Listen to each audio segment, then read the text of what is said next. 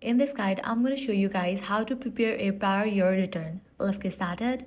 I will show you how to download and use TurboTax to file taxes for previous years like 2022, 2023, or 2024. First, head over to official TurboTax website and click on File Your Taxes. Then choose the option that says File Taxes for your prior year.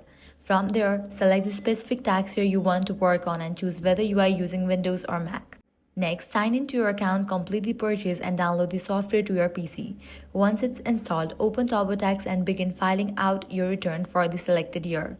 The software will guide you step by step through the entire process. After you finish, you will be instructed on how to print and mail your return, since prior year returns usually can't be e-filed. Also keep in mind that TurboTax does not offer software for 2021 or earlier, but you can still download those forms directly from IRS and state websites if needed. And that's it. This is how you can easily file previous year taxes using TurboTax. If this guide was helpful, do not forget to like, share, and subscribe.